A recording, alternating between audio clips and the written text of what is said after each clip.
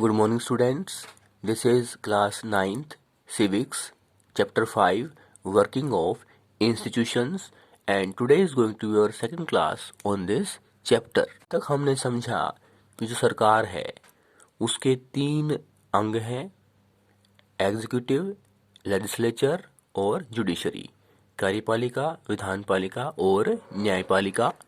विधानपालिका legislature कानून बनाती है, कार्यपालिका उन कानूनों को लागू करती है और न्यायपालिका अगर कोई मतभेद हो जाता है पहली 2 अंगों में, सरकार के 2 अंगों में, उसके निर्णयों में, तो न्यायपालिका उसका निपटारा करती है।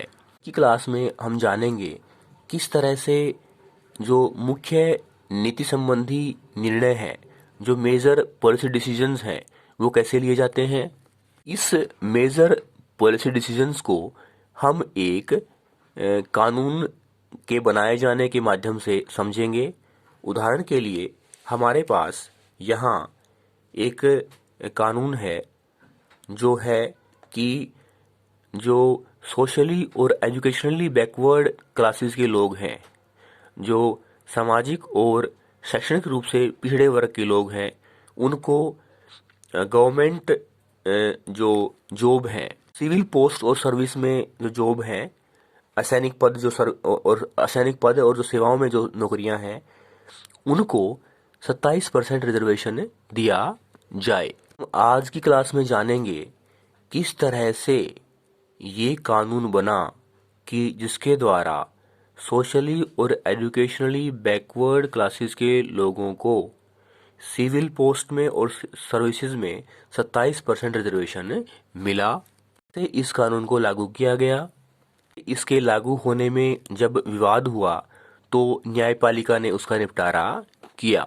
तो हम देखेंगे किस तरह से कानून के बनने, उसके लागू होने में जो सरकार के 3 अंग हैं, लेजिस्लेचर, एग्जीक्यूटिव और जुडिशरी, तीनों की भूमिका होती है।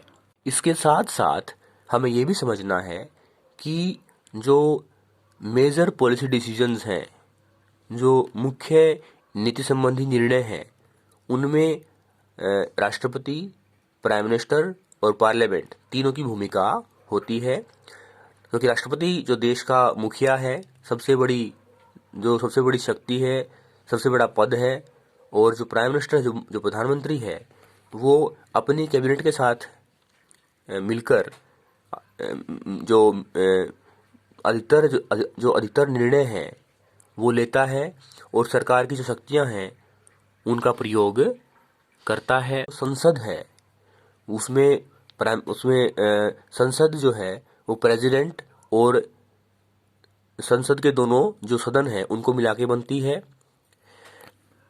प्राइम मिनिस्टर ही संसद में जो मेजॉरिटी वोट है उसके आधार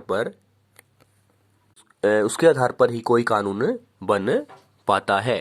भारत सरकार ने जो पिछड़े वर्ग के लोग हैं को न्याय दिलाने के लिए सेकंड बैकवर्ड क्लासेस कमीशन 1979 में बनाया, जो बीपी मंडल के द्वारा लीड किया गया था और उसके नाम पर इसे मंडल कमीशन का नाम दिया गया। सरकार ने मंडल कमीशन के माध्यम से ये प्रयास किया कि जो मंडल कमीशन है वो ये निर्धारित करे कि किस तरह से जो बैकवर्ड क्लासेस हैं उनकी पहचान की जाए, यानी जो सामाजिक और शैक्षणिक रूप से बैकवर्ड हैं उनकी पहचान की जाए और उनके विकास के लिए, उनके बढ़ोतरी के लिए प्रयास किए जाएं। कमीशन ने 1980 में अपनी रिपोर्ट दी, अपनी सिफारिशें दी। कहा कि 27% जो रिजर्वेशन है सरकारी नौकरियों में वो सामाजिक और शैक्षणिक रूप से जो पिछड़े वर्ग के लोग हैं उनको दी जाए। काफी वर्षों तक इस पर बहस होती रही संसद में और राजनीतिक दलों के बीच में। फिर 1979 का चुनाव आया, सेकंड मंडल कमीशन के बनने के ठीक 10 साल बाद, जिसमें जनता दल ने अपने चुनाव घोषणा पत्र में स्वीकार किया, वादा किया लोगों से कि अगर वो सत्ता में आते हैं तो वो इस कानून को, मंडल कमीशन की जो सिफारिश है उनको वो लागू कर देंगे। वीपी सिंह के नेतृत्व में, लीडरशिप में सरकार बनी। भारत के राष्ट्रपति ने अपने संसद के संबोधन में, एड्रेस में, कि मंडल कमीशन की जो सिफारिशें हैं उनको लागू करने की बात की। फिर जो यूनियन कैबिनेट है उसने इस संबंधी औपचारिक निर्णय लिया और फिर प्राइम मिनिस्टर वीपी सिंह ने संसद को इस बात से परिचित करवाया, जानकारी दी कि इस मंडल कमीशन की सिफारिशों को लागू करेगी। 13 अगस्त 1990 को सरकार ने, नेशनल गवर्नमेंट ऑफ इंडिया ने एक ऑफिस मेमोरेंडम इशू किया। ऑफिस मेमोरेंडम एक तरह का कम्युनिकेशन होता है जो किसी अथॉरिटी के द्वारा इशू किया जाता है। सरकार की नीति के बारे में बताया जाता है। Office memorandum is a kind of issued by an appropriate authority stating the policy or decision of the government। Memorandum का एक नंबर होता है। देखने में ये एक स्कूल में जो सामान्य जो सर्कुलर होता है, जो नोटिस होता है, उसके आकार का होता है।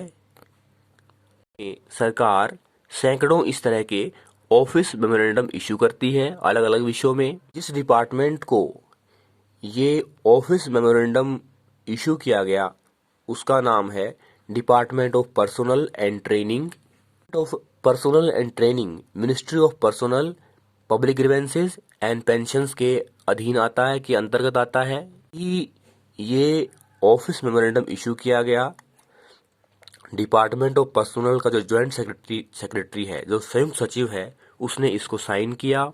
इस मेमोरेंडम में साफ साफ लिखा गया था कि 27% of the vacancies in civil posts and services under the government of India shall be reserved for SEBC, means socially and educationally backward classes.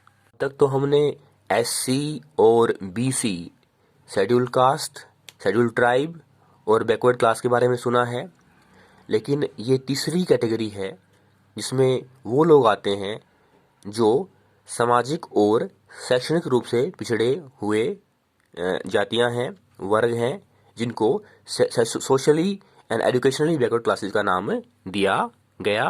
पहले शेड्यूल्ड कास्ट और शेड्यूल्ड ट्राइब को ही पिछड़े वर्ग के रूप में जाना जाता था। तीसरा वर्ग बन गया जिसको SEBC का नाम दिया गया। क्या सरकार का ये निर्णय आसानी से लागू हो गया?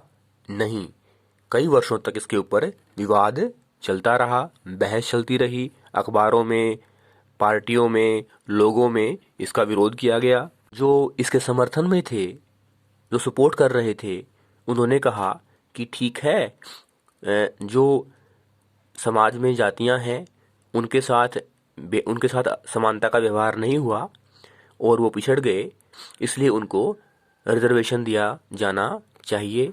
वे थे, उन्होंने उसका विरोध करते हुए, प्रोटेस्ट करते हुए कहा कि इससे तो जो लोग क्वालिफाइड हैं, सक्षम हैं, योग्य हैं, उनको जॉब प्राप्त करने में इक्वेलिटी ऑफ अपॉर्चुनिटी नहीं मिलेगी। इससे तो ये भी कहा इससे जातिगत भावनाएं पनपेंगी और राष्ट्रीय एकता को खतरा हो जाएगा। जिन्होंने विरोध किया वो कोर्ट चले गए और फिर सुप्रीम कोर्ट ने अंत में Indira Sahni and others versus union of India case के माध्यम से एक केस का फैसला, इस मुकदमे का फैसला सुनाया। सुप्रीम कोर्ट के न्यायाधीशों ने दोनों पक्षों को सुनते हुए 1992 में 20वीं सदी के अंतिम दशक के दूसरे वर्ष में ये फैसला सुनाया कि सरकार का जो निर्णय है ये सही है। सुप्रीम कोर्ट ने उसमें हल्का सा बदलाव किया और कहा कि जो लोग वेल टू डू हैं, जो आर्थिक रूप से संपन्न हैं लेकिन फिर भी सोशली और एजुकेशनली बैकवर्ड क्लासेस में आते हैं, उनको इस रिजर्वेशन का, इस आरक्षण का जो है बेनिफिट नहीं दिया जाएगा। इस सुप्रीम कोर्ट ने इसमें मॉडिफिकेशन किया, इसमें सुधार किया। इसके बेसिस पे फिर से एक और ऑफिस मेमोरेंडम इशू किया गया 8 सितंबर 1993 को, खत्म हो गया। आज हमने जाना कि ऑफिस मेमोरेंडम क्या होता है, कौन जारी करता है, ये किस तरह का होता है, और कानून जब बनता है उसके बनने में कौन कौन लोग, प्राइम मिनिस्टर, प्रेसिडेंट, संसद के दोनों सदन शामिल होते हैं।